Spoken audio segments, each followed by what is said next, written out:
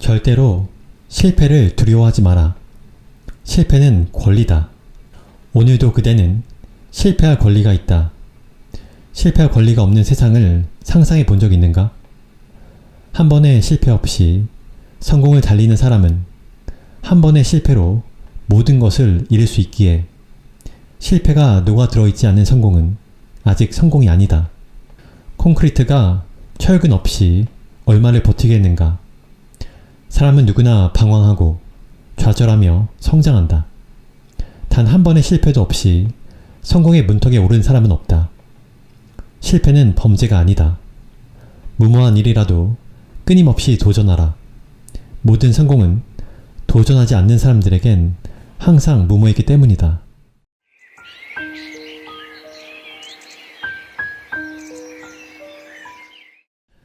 안녕하세요. 책바라기입니다. 오늘 소개할 책은 돈의 속성입니다. 지은이 소개는 이전 영상에서 했기 때문에 바로 본문으로 넘어가도록 하겠습니다. 복리의 비밀. 재테크에서 빼놓을 수 없는 게 복리의 위력이다. 복리란 중복된다는 뜻의 한자 복과 이자를 의미하는 한자 리가 합쳐진 단어이다. 원금과 이자에 이자가 붙는다는 뜻이다. 그리고 그 이자에 이자가 붙는다는 뜻이다. 복리의 상대되는 말은 달리다. 달리는 원금의 이자가 한 번 지불된다는 상태를 말한다. 이렇게 달리로 받은 이자와 원금을 합친 금액에 다시 이자 받는 구조가 복리라고 이해하면 된다. 1,000만 원을 연 이자율 6%의 달리로 5년간 이자를 받기로 했다면 5년 후에 1,300만 원을 받는다. 하지만 이자를 사용하지 않고 그대로 원금과 합쳐 이자를 받으면 48만 8,502원을 더 받는다. 차이가 없는 듯 해도 이미 20개월간의 이자를 추가로 받은 셈이다. 이것을 10년으로 바꾸면 219만 3,967원으로 87개월간의 이자에 해당된다. 만약 이 상태를 20년간 지속한다면 원금보다 많은 1,110만 2,045원의 추가 이익을 얻게 된다. 영리한 사람이라면 이쯤에서 같은 복리 이자를 받더라도 1년에 한 번 이자를 받는 것보다 분기별로 나눠 받는 것이 더 좋고 월별로 이자를 받으면 훨씬 더 이익이라는 걸 즉각적으로 알았을 것이다.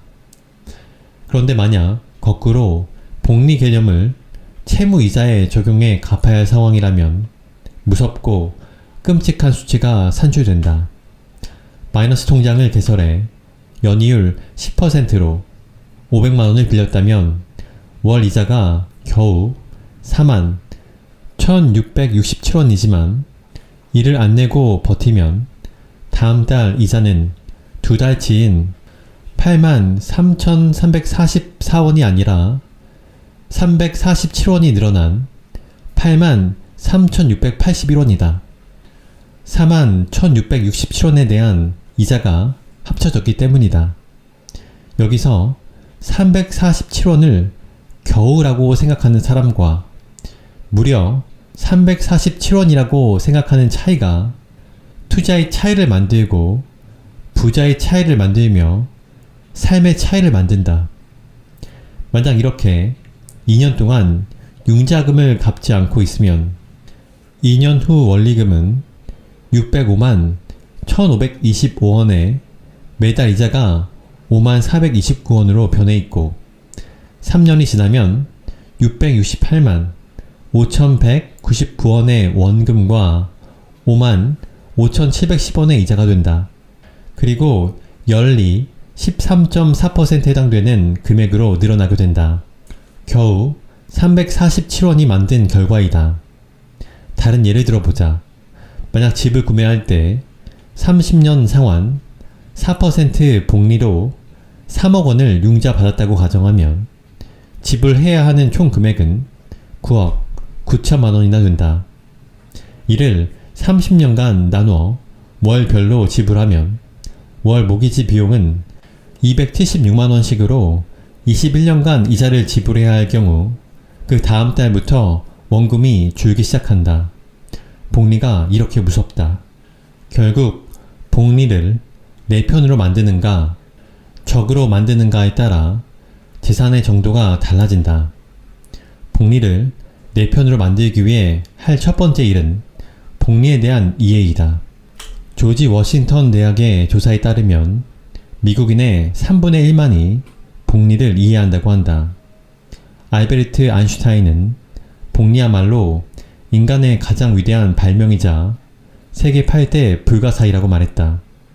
워런 버핏 역시 복리의 혜택을 가장 많이 받은 투자자이며 복리의 도움이 없었다면 지금 자리에 오르지 못했을 것이다. 복리는 간단하지만 투자에서 가장 중요한 원리 중 하나이다. 투자자가 복리를 이해하지 못한다면 부를 다룰 자격이 없다.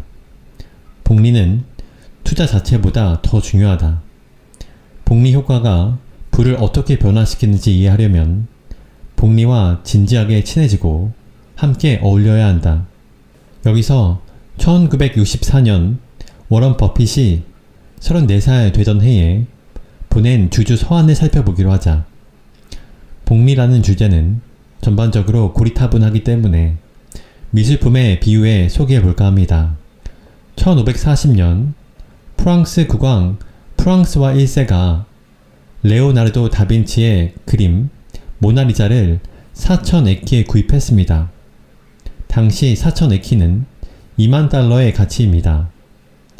만일 프랑스 1세가 현시 감각이 있어서 그림을 사는 대신 연간 세후 6% 수익률로 그 돈을 투자했다면 현재 1,000조 달러 이상으로 불어나 있을 겁니다. 연간 6%로 1,000조 달러 이상을 만들어내는 것입니다. 현재 미국 국채 발행 규모의 3,000배가 넘습니다. 어려서부터 복리 개념과 혜택을 정확히 꿰뚫어본 젊은이는 그의 나이 50세 이후 미국 최고 부자 중 한 명이 되었고 91세인 현재까지 그의 부는 계속해서 늘어나고 있다. 복리가 그를 최고 부자로 만든 것이다. 우리 삶에 자연스럽게 스며들어 가장 큰 영향을 끼친 두 가지가 비누와 복리다. 비누가 발명된 후 개인 위생이 개선되어 인간 수명이 비약적으로 늘어났으며 복리가 발명된 후 부의 이동이 수없이 일어났기 때문이다. 당신이 복리의 중요성을 이해했다면 이제 막 부자가 될 가장 기본적인 준비가 끝난 것이다. 축하한다. 자신이 금융 문맹인지 알아보는 법. 글을 모르는 문맹이나 컴맹 외에 금융 문맹도 마찬가지이다. 금융 지식은 생존에 관련된 문제이다. 앨런 그런스퍼는 글을 모르는 문맹은 생활을 불편하게 하지만 금융 문맹은 생존을 불가능에 만들기 때문에 더 무섭다라고 말하기도 했다. 금융 문맹인 사람은 자산을 지키고 늘리는 데 있어 무너진 성벽을 지키는 성주와 같은 신세다. 내 재산을 남들이 가져가려 해도 지키지 못하고 뺏어가도 빼앗아간 줄 모른다. 재산을 모으려 해도 내 가치와 상대의 가치를 모르니 매번 터무니없는 값을 지불하거나 헐값에 넘기기 일쑤다. 그래서 실제 생활에서는 문맹이나 컴맹보다 더 비참한 삶을 벗어나지 못하기도 한다. 자신의 성벽을 쌓아 남들로부터 재산을 보호하고 자산을 성 안에 모아두는 모든 금융활동은 경제 금융 용어를 이해하는 데서 시작한다. 우리나라 성인 금융 이해도를 조사해보면 OECD 평균보다 낮다. 연령대별 이해도를 살펴보면 30대가 가장 높고 그 다음으로 40대, 50대, 20대, 60대, 70대 순으로 나타난다. 월 소득 250만원 이하 사람들의 금융 이해도는 58점인데 반해 250만원 이상 420만원 이하는 63점이며 그 이상의 소득자는 66점 정도다. 수입이 많을수록 금융 지식이 늘기도 하지만 금융 지식이 많아야 소득도 늘고 재산을 지킬 수 있기에 금융 이해력 자체가 대단한 삶의 도구라고 볼 수 있다. 남녀노소를 불문하고 금융 지식이 부족하면 잘못된 투자나 금융 결정을 하기 쉬우며 이런 결정은 결국 스스로를 신용불량자나 빈곤층으로 전락하게 해 사회 전체에 문제가 된다. 여기서 한국은행이 국민이 알면 도움이 되겠다고 생각한 경제 용어 중에서 90여 개만 추려보았다. 이 중에 80% 이상을 이해하고 설명할 수 있다면 당신은 거의 완벽한 성벽을 갖춘 성주다. 만약 50%에서 80% 사이라면 긍정적이나 여전히 공부를 조금 더 하고 투자를 해야 한다. 만약 아는 용어가 50개 이하이고 그동안 아무런 관심이 없었다면 모든 공부를 중단하고 이 용어부터 공부해야 한다. 하루가 급하다. 성벽 밖으로 당신 돈이 매일매일 쏟아져 내리고 있다. 아무리 열심히 일하고 아무리 성실하게 보초를 서도 아무 의미가 없다. 당신의 노동과 재산은 맥없이 사라져 버릴 것이다. 다음 용어를 잘 읽어보고 내용을 이해하고 남에게 설명할 만한 것에 표시해보기 바란다. 가산금리, 경기동향지수, 경상수지, 고용률, 고정금리, 고통지수, 골디스락스 경제, 공공재, 공급탄력성, 공매도, 국가신용등급, 국채, 근본위제, 금산분리, 기업공개, 기준금리, 기축통화, 기회비용, 낙수효과, 단기금융시장, 대외의존도, 대체재, 더블딥, 디커플링, 디플레이션, 레버리지 효과, 만기 수익률, 마이크로 크레디트, 매몰 비용, 명목 금리, 무디스, 물가지수, 뮤추얼 펀드, 뱅크런, 배물론 효과, 변동금리, 보호무역주의, 본원통화, 부가가치, 부채담보부증권, 부채비율, 분수효과, 빅맥지수, 상장지수펀드, 서킷브레이커, 선물거래, 소득주도성장, 수요탄력성, 수압, 스톡옵션, 신요리지, 신용경색, 신주인수권 부사채, 실질임금, 에그플레이션, 양도성 예금증서, 양적 완화 정책, 연방준비제도, 연방준비은행, 엥겔의 법칙, 역모기지이론, 여대율, 옵션, 외환 보유액, 워크아웃, 원금 리스크, 유동성, 이중통화체, 자기자본 비율, 자발적 실업, 장단기 금리차, 장외시장, 전환사채, 정크본드, 제로금리 정책, 주가 수익률, 주가지수, 조세부담률, 주당 순이익, 중앙은행, 증거금, 지주회사, 추심, 치킨게임, 카르텔, 콜옵션, 통화수합, 투자은행, 특수목적기구, 파생금융상품, 평가절하, 표명금리, 한계비용, 헤지펀드, 환율조작국, M&A. 수학을 공부하기 위해서는 사칙연산을 배우는 것이 시작이다. 사칙연산을 더 쉽게 이해하기 위해 구구단을 외운다. 영어를 배우기 위해서도 알파벳을 알아야 한다. 대문자와 소문자 모두 외워야 한다. 이것은 학문의 시작이다. 우리는 금융이나 경제를 아무에게도 배울 수 없다. 어느 나라, 어느 학교에도 실제적인 경제 교육을 시키지 않는다. 이유는 간단하다. 굳이 가르칠 이유가 없어서이다. 마치 예전에 노예나 노비에게 글을 가르치지 않았던 이유와 같다. 글을 배우면 생각이 깊어지고 기억을 정리할 수 있고 문서가 보이기 때문에 다스리는 사람들에겐 아랫사람들이 글을 배우는 것이 달가울 리 없다. 경제 지식도 마찬가지다. 경제 지식이 많은 사람들은 자산가들의 위치를 위협한다.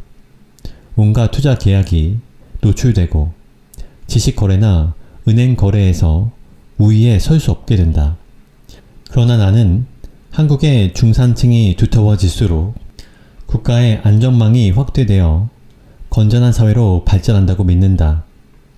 나는 부자가 되고 남들은 가난하면 좋을 것 같지만 그런 나라는 정치와 사회 안전망이 무너져 결국 그 위험을 상위 그룹 사람들이 떠안게 된다. 그러므로 가장 좋은 나라는 중산층이 든든해서 누구나 열심히 노력하면 중산층이 될 수 있고 더 큰 부자가 많이 나타나는 나라이다. 그러기 위해서는 첫 번째로 해야 할 일은 고등학교 때부터 실물 경제 교육을 시키고 경제 용어를 가르치는 일이다. 교과 과정을 통해 용어만 가르쳐도 수많은 부자가 나올 수 있다. 현재 학교에서 배우는 것 중에 경제활동에 도움이 될 만한 교육은 회계학이 유일한 정도이다. 경제학은 개인 경제 생활에 전혀 도움이 되지 않는다. 경제 용어만 공부해도 젊은이들이 함부로 부채를 만들지 않을 것이며 수입의 일부를 주식이나 채권에 투자하면서 기업가 정신을 배우고 재산의 형성 과정에 참여해 나가며 자긍심 가득한 존경받는 부자가 될 것이다. 나는 한국의 모든 국민이 위에 열거된 용어를 이해하는 나라가 되면 얼마나 멋질까 상상하며 웃는다. 기자들이 함부로 경제를 핑계 삼아 정치적 편향 기사를 쓰지 못하니 엉뚱하게 집을 사거나 폭락장에 바가지를 씌우는 일도 못할 것이다. 모든 배움의 시작은 용어 이해부터이다. 금융용어를 온 국민이 이해하면 어떤 정치가도 국민을 함부로 하지 못하며 부도덕한 사업가가 설 자리는 점점 줄어들 것이다. 금융지식은 생존에 관련된 문제이다. 고등학교 교과 과목에 금융교육이라는 과목이 생겨 은퇴한 은행, 금융권 지점장들이 모두 선생님이 되는 날을 상상해 본다. 내가 청년으로 다시 돌아가 부자가 되려 한다면 우리 부모 세대는 저축이 가장 좋은 투자였다. 1971년 7월 당시 한국 신탁은행 광고에 나온 이자율은 25.2%이다. 만약 1971년도에 100만 원을 복리로 저축해서 지금까지 가지고 있었다면 무려 2,600억 원이다. 저축할만 했다. 그러나 이제는 저축을 통해 부자가 되는 것은 더 이상 불가능하다. 불가능한 것을 넘어서 사실 손실이 나고 있다. 2% 정도의 물가 상승률과 이자 과세 15.4%를 떼고 나면 사실 원금이 줄어드는 것이다. 은행이 현재 1.75%의 이자를 지불하고 있기 때문이다. 저축을 하는 순간 돈은 사라지기 시작한다. 적금도 별반 차이가 없다. 간혹 5%대의 이자율로 현혹하고 있지만 적은 금액으로 한정하거나 초반 몇 달만 혜택을 주는 식으로 대부분 미끼 상품이다. 저축으로는 결코 부자가 될 수 없다. 그러나 저축은 여전히 부자가 되는 첫 걸음이다. 부자가 되기 위해서는 종잣돈이 필요하고 이 종잣돈을 모을 때까지는 은행을 이용해야 한다. 아주 영리하게 저축은행이나 새마을금고를 이용하면 3% 이상의 상품을 찾아낼 수 있다. 물론 은행도 망할 수 있으니 원금 보장이 되는 5천만 원 내에서 예적금을 들어야 한다. 재산은 자본 곱하기 투자 이익률 곱하기 기간의 합계이다. 즉, 얼마의 돈으로, 얼마의 이익률로 얼마나 오랫동안 돈을 모아왔느냐에 달려있다. 10억 원의 재산을 모으고 싶다면 첫 종잣돈 1억 원을 10%의 이익으로 25년 동안 꾸준히 복리로 모으면 된다. 내 나이가 30이라면 55세에 나는 부자가 되는 것이다. 만약 지금 30에 45세에 부자가 되겠다고 목표를 세웠다면 연간 16.5%의 이익을 복리로 낼 수 있어야 한다. 현재 25이라면 5천만 원으로 16.5%의 이익을 45세까지 낼 때 10억 자산가가 될 수 있다. 일찍 시작할수록 훨씬 유리하다.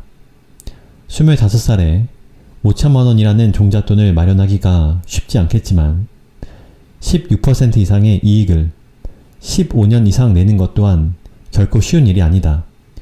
내가 만약 지금 25살 직장인 청년이고 지금의 내 모든 경험과 지식을 이용할 수 있다고 가정하면 나는 은행에 저축해서 종잣돈을 마련하는 일은 하지 않을 것이다. 차라리 매달 급여에서 50만원 정도의 돈을 빼서 한국에서 제일 큰 회사의 주식을 사겠다. 가격이 오르내리는 것은 상관없다. 매달 같은 날 50만원씩 주식을 사 모을 것이다. 가장 큰 회사라면 현재로는 삼성이다. 그러나 삼성의 시가총액을 넘어서는 회사가 생긴다면 그 회사로 갈아타고 계속 같은 투자를 진행할 것이다. 만약 15년 전인 2005년 당시로 돌아가 매년 50만원어치 삼성전자 주식을 샀더라면 지금의 총액은 약 5억 원의 가치를 지닌 상태일 것이다. 하지만 그 돈으로 은행 적금을 들었다면 겨우 1억 원이 조금 넘는다. 그 상태로 10억 원 자산가가 되려면 죽기 전엔 불가능할지도 모른다. 95세까지 적금을 부여하기 때문이다. 그런데 현재 5억 원 상당의 삼성 주식을 가지고 있다면 불과 몇 년 안에 10억 원이 될 가능성이 높고 더구나 배당도 나오기 때문에 더 이상 50만 원을 매달 투자하지 않아도 될 것이다. 이것이 아직 젊은 나이에도 안정적인 직장 생활을 하면서 얼마든지 백만장자가 될 수 있는 방법이다. 하루라도 빨리 시작하면 된다. 공식에서 가장 중요한 변수가 투자 기간이기 때문이다. 백만장자 되기가 생각보다 그리 어렵지 않다. 다시 반복해서 말하지만 부자는 천천히 되는 길이 가장 빠른 길이다. 주식으로 수익을 내는 사람들의 세 가지 특징. 주식으로 수익을 내는 사람보다 손해를 보는 사람이 더 많아 보인다. 아마 사실일 것이다. 모든 자산 시장에서 패자가 승자보다 많은 건 보편적 특징이다. 그렇기 때문에 부자는 적고 가난한 사람은 많다. 특히 주식시장에서는 패자가 많은 이유는 시장 진입이 자유롭고 적은 금액으로 투자가 가능한 까닭이다. 이들 중 손실을 보는 사람의 특징은 다음과 같다. 첫째, 그냥 따라 들어왔다. 둘째, 무엇을 살지 계획이 없다. 셋째, 돈의 힘이 약하다. 참 이상한 건 재산을 모을 때는 자식같이 아끼고 살피며 모으면서 투자할 때는 가이드 단체 관광이라도 간 것처럼 따라다닌다는 점이다. 피같이 벌어 물같이 쓰는 셈 아닌가. 남들이 주식시장에 100년 만에 온 기회라니까 단숨에 있는 돈 없는 돈 다 모아서 1시간 급하게 덜렁 보내놓고 본다. 불과 한 달 전만 해도 전혀 생각지도 않았던 주식에 겁없이 거액을 들여보낸 것이다. 그럼에도 계획도 없고 공부도 없다. 경제방송에서 배당주에 국민주라는 소리를 들은 것이 전부인데 그 말에 전 재산을 집어넣으려고 하루 이틀도 못 기다리고 안달이다. 남의 집 개 사료 고르는 것보다 성의 없다. 그렇게 하루 만에 혹은 한 2시간 만에 종목을 결정하는 사람이라면 누군가 한마디 하면 바로 나올 것이다. 이런 사람은 조금만 가격이 올라도 1년치 은행 이자를 벌었다며 좋아하다가 그 주식이 더 올라가면 기다리다 마지못해 따라 붙지만 다시 조금만 내려와도 무서워서 손해를 보고 나온다. 애초에 마음은 판 가격보다 떨어지면 사겠다는 심사이지만 막상 떨어지면 사지도 못한다. 이런 사람은 투자는 물론이고 투기도 못하고 그냥 증권사 수수료나 주고 거래량을 늘리는 역할이나 하다가 슬금슬금 통장에서 돈이 아이스크림처럼 녹는 걸 보게 된다. 더구나 모아온 돈에 다음 달 대학 등록금이나 내년 결혼 자금 같이 시간에 여유가 없는 돈이 섞여 있다. 빌린 돈으로 주식을 하는가 하면 심지어 두세 배의 레버리지를 써서 상품을 사기도 한다. 목 뒤에 칼에 든 협박범과 같이 일하고 있는 것이다. 이런 돈이 섞여 있으면 멀쩡한 돈도 같이 상해버린다. 고구마 상자 안에 썩은 고구마 하나만 있어도 냄새가 나듯 상자 안에 모든 고구마가 걱정이 된다. 그러니 자칭 주변 전문가들에게 저항선에서 기술적 반등이 일어날 것 같은가, 내 주식은 오를 것 같은가 라는 바보 같은 질문을 하고 바보 같은 대답을 듣는다. 급하기 때문이다. 그러나 주식시장을 이렇게 상대하는 사람은 결코 주식에서 돈을 벌 수 없다. 설령 우연히 돈을 벌었어도 그 돈은 다시 주식으로 들어와 결국 원금과 함께 사라져버린다. 주식시장은 자신을 도박장으로 만드는 사람에게 냉혹한 벌을 내려 재산을 몰수해버린다. 주식시장에서 주식과 그 주식이 거래되는 이유를 명확히 알고 있는 사람이 장기적으로 돈을 번다. 이들은 시장의 기능을 잘 이해하고 있는 사람이다. 주식을 발행하는 이유는 회사를 만드는데 혼자서 자금을 마련하지 못하니 여러 사람이 나눠서 투자금을 모으기 위함이고, 주식은 그 투자 금액에 따라 배분하겠다는 약속의 증서이다. 처음엔 이 증서가 단순히 분배 가치를 정한 종이일 뿐이지만 중간에 이 종이에 적힌 권리를 사고 팔려는 사람이 생겨났다. 사고 파는 사람이 많아지자 한 곳에 정해진 시간에 거래할 수 있도록 만든 게 증권거래소이다. 즉, 공동 투자로 회사를 만들고 주식을 배분받고 회사에 대한 성장 기대가 각기 다른 사람들이 중간에 이 권리를 사고 파는 것이다. 따라서 주식 투자에서 성공하는 사람들은 크게 세 가지 특징을 갖고 있다. 첫째, 자신을 경영자로 생각한다. 투자금을 모아 함께 회사를 만든다고 생각하기에 회사의 본질을 잘 이해하려 든다. 무슨 회사인지, 무엇을 할 것인지, 어떻게 운영하는지 잘 이해하고 있다. 회계장부와 연간보고서를 꼼꼼히 살핀다. 경영자와 같은 마음으로 시장에서 회사 역할을 이해한다.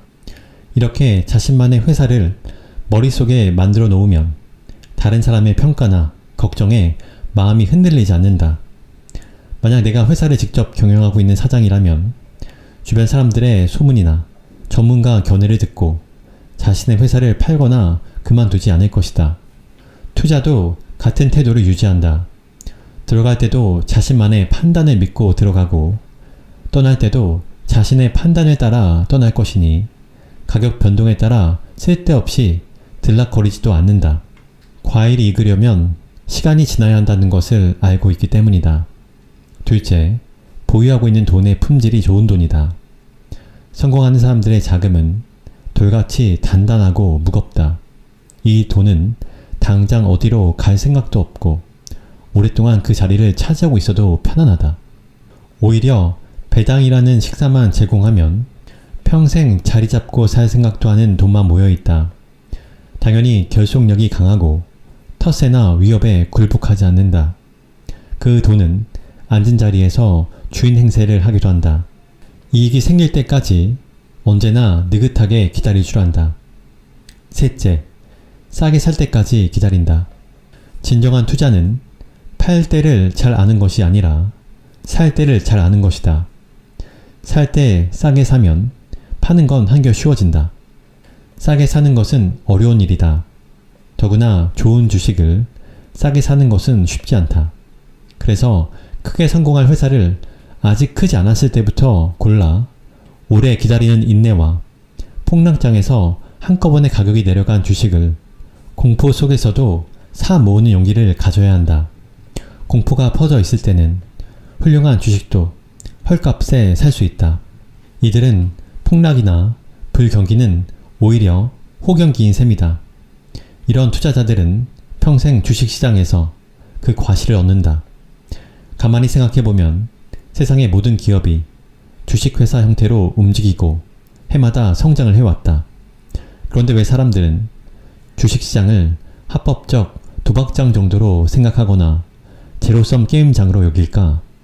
그동안 당신이 주식에서 돈을 잃기만 했거나 별 재미를 못 봤다면 성공하는 사람들의 세 가지 특징 중 단 한 가지라도 해당되는 부분이 있는지 스스로에게 물어보길 바란다.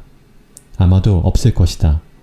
이런 사람들은 성공하는 사람들과 똑같은 가격에 똑같은 주식을 사도 결국 돈을 잃게 된다.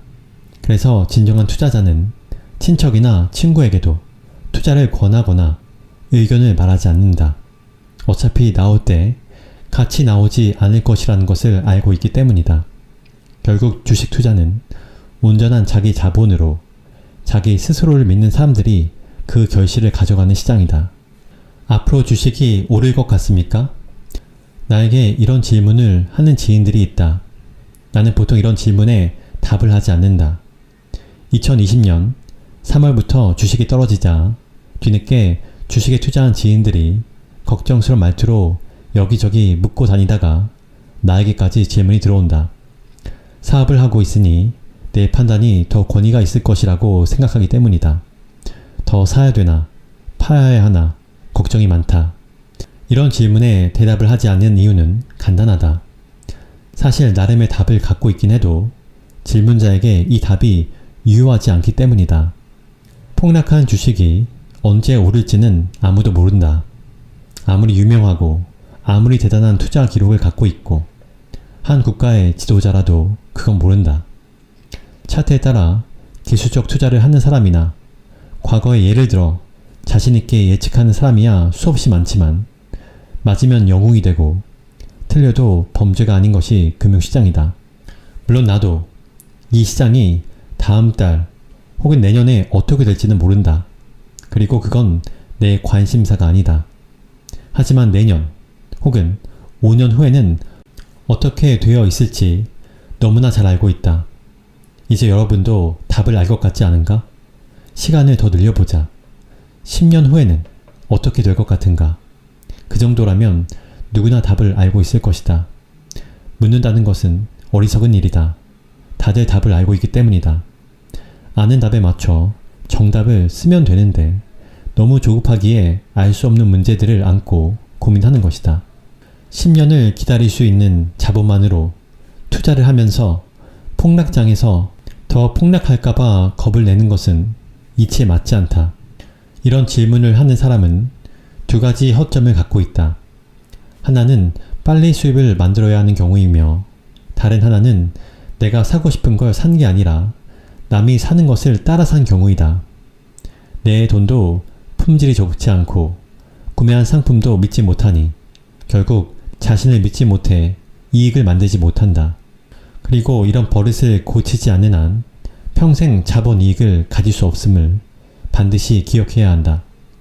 따라서 투자를 하는 사람은 예측을 하고 그 예측이 맞아야 수익이 나는 상태에 자신을 놓아두면 안 된다. 시장 상황이 더 악화돼도 대응할 수 있는 상황 안에서 투자를 해야 한다. 이것이 투자의 정석이다. 두량, 종란, 복팔분. 머리는 시원하게 하고 발은 따뜻하게 두고 배는 가득 채우지 말고 조금 부족한 듯 채우라는 말을 두량, 종란, 복팔분이라고 한다. 이 말은 나의 투자 철학이기도 하다. 복팔분이란 배의 80% 정도가 차면 식사를 끝이라는 교훈이다. 이 가르침을 따르면 몸의 순환이 좋아져 달리 병이 생기지 않고 배를 가득 채움으로써 생기는 모든 병을 미리 막아 건강하게 살 수 있다고 한다. 10년 전에 일본의 관상학자이자 뛰어난 투자자인 미즈노 남보쿠의 책에서 복팔분의 교훈을 얻은 후 잘 지켜내고 있다. 비단 건강을 위해 음식을 절제하는 것뿐만 아니라 돈을 벌고 모으고 쓰는 모든 과정에 이 교훈을 적용한다. 돈을 벌기 위해서는 부지런히 발품을 팔아 현장에 다녀보고 알아보고 공부해야 한다. 돈을 쓸 때는 냉철하고 이성적으로 판단 후에 지출한다. 투자를 할 때에는 개걸스럽게 욕심내지 않고 배가 부르기 전에 일어서는 것이 윤택한 삶을 가장 오래 지속할 수 있는 방법이다. 과도한 욕심을 부리지 않는 것이 가장 확실한 이익만 챙기는 것이며 이 원리가 복팔분이다. 투자를 할 때도 매수 못지않게 매도도 어렵다. 아무리 매수 타이밍을 잘 포착해 성공했어도 매도에 실패하면 원금까지 잃을 수 있기 때문이다. 매도가 어려운 것은 욕심을 부려서이다. 욕심을 절제할 수 있으면 오히려 옳은 매도가 나온다. 100분의 1초짜리 전자시계를 가지고 가장 높은 점수에 정지시켜보라고 하면 100을 넘기기 쉽다. 투자는 100%를 지나면 0%가 될 수 있기에 결국 80%이면 가장 높은 점수다. 복팔분의 교훈을 주식이나 주식에서 모두 지키시기 바란다. 세상의 권위에 항상 의심을 품어라. 나는 전문가들을 믿지 않는다. 변호사나 의사, 회계사 혹은 투자 전문가, 은행의 뱅커 같은 전문가들의 의견이나 제안에 언제든 의심을 버리지 않는다. 고위 정치인, 유명 작가, 대기업 경영인, 연예인이 하는 말에 무게를 더 두지도 않는다. 그들이 가는 식당이라고 굳이 찾아가 본 적도 없다. 이곳에서 어떤 영화를 찍었다고 자랑한다고 그 동네가 더 아름다워 보이지도 않는다. 나는 생각보다 거만한 사람이다. 유명인을 좋아하는 음식이 내 입맛에 맞는지도 모르겠고 그가 묵었던 호텔방이 내가 묵었다고 해서 내 품격이 올라가는 것도 아니다. 아무리 전문가의 의견이라도 다른 전문가가 다른 의견을 가진 것을 알고 난 이후부터 의사, 변호사, 회계사, 투자 전문가, 종교인들의 모든 의견은 그저 하나의 의견뿐이라고 생각한다. 아무리 고급 전문 용어로 포장되어 있어도 겁먹지 않는다. 결코 내가 그들보다 잘났다고 생각해서가 아니다. 그러나 내가 그들보다 못났다고 생각하지도 않는다. 이것은 상대적 비교가 아니기 때문이다. 저명한 학자라도 그와 다른 의견을 가진 그만한 학자가 항상 있고 시간당 $1000를 받는 변호사라 해도 그 의견을 반박할 상대가 있으며 경력 많은 의사라도 그와 의견을 달리하는 동료가 많을 것이기에 나는 그 누구의 절대적인 권위도 인정하지 않는다. 나는 나 스스로다. 나는 나 스스로 존재하는 사람이다. 나는 독립적 인격체이다. 내가 스스로를 이렇게 존중하면 내 안에 나를 사랑하는 자존감이 생긴다. 이 자존감은 다른 사람을 존중하면서도 그 어떤 권위에도 무조건 굴복하지 않게 한다. 사랑하는 부모님도, 존경하는 선생님도, 신부님, 목사, 스님에게서조차 내 자유의지를 넘길 수 없다. 신에게라도 그것을 빼앗길 수 없다. 내가 하나님을 위해 존재하는 것이 아니라 나의 행복을 위해 신도 존재하기 때문이다. 당연히 투자에 있어 은행 직원, 증권사 직원, 투자 전문가, 선배 혹은 세계 최고의 펀드 책임자, 은행장, 정부 고위관리 그 누구의 의견도 당신을 대신해 의사결정을 할 수 없다. 스스로 판단하고 공부하고 결정해야 한다. 투자 문제에 있어서 사고 팔 때와 전망과 상품을 묻는 것은 하수들의 행동이고 대답을 하는 사람도 하수다. 고수는 물어도 대답을 하지 않는다. 오직 모른다가 정답인데 오직 하수들이 모른다고 말하는 것이 부끄러워 말을 함부로 할 뿐이다. 투자도 공부도 경험이다. 부자가 되고 자본을 모으는 기술은 결국 공부와 경험에서 나온다. 그리고 이 모두를 혼자 스스로 해내야 한다. 남의 의견을 듣고 투자에 성공한 사람은 남의 의견을 듣고 망할 수밖에 없다. 스스로 거물이 되어 남이 당신을 자랑하게 만들어라. 세상의 권위를 존중하되 의심하는 태도를 끝나는 날까지 유지하기 바란다. 절대로 길들여지지 말고 스스로 규칙을 만드는 사람이 되길 바란다. 스스로 규칙을 만들다 보면 규칙이 사라지는 날이 올 것이다. 그날 비로소 당신은 혼자 스스로 서게 되는 것이다. 실패할 권리. 이 책을 끝까지 다 읽었는데도 용기가 나지 않고 방향도 모르겠다는 사람이 있을 것이다. 나는 현재 몇 개의 회사를 소유하고 있고 각기 다른 사장들이 회사를 운영하고 있다. 나는 아직 한 번도 내가 지휘하는 사장들이 실패했다고 징계를 해본 적이 없다. 오히려 도전하지 않았음을 탓한다. 어떤 경우에는 실패가 내 눈에 보이는데도 그냥 방치하기도 한다. 그 실패가 다음 실패를 막을 수 있거나 아니면 내가 실수를 하고 있을지도 모르기 때문이다. 나는 많은 실패를 경험했고 지금도 여전히 실패를 하면서 산다. 그 이유는 여전히 도전하기 때문이다. 실패는 권리다. 특히 젊은이들의 실패는 특권이 포함된 권리이다. 우리 시대가 아무리 성공만을 종용하고 성과 없는 실패에 매정해도 이 세상에 실패 없는 성공이 도대체 몇 개나 된단 말인가? 한 번의 실패 없이 성공을 달리는 사람은 한 번의 실패로 모든 것을 잃을 수 있기에 실패가 녹아들어 있지 않은 성공은 아직 성공이 아니다. 콘크리트가 철근 없이 얼마나 버티겠는가? 부모들 또한 자녀들의 실패에 너그러워야 한다. 실패를 오히려 환영해야 한다. 많은 부모가 자신들은 실패했으니 자녀들은 실패하지 않았으면 하는 마음을 갖는다. 그 이유는 실패 자체를 하지 못하도록 도전도 하지 못하게 막음으로써 결국 실패하게 만든다. 실패를 하는 자녀를 두었다는 것은 도전을 하는 자녀를 가졌다는 뜻이다. 창업을 말리고 취업을 부추기는 부모야말로 실패자이다. 자신의 두려움을 자녀에게 물려주는 것이다. 부모의 관용만 있어도 자녀들은 다시 도전하고 언제나 성공할 수 있다. 청년들은 절대로 실패를 두려워하지 마라. 실패는 권리다.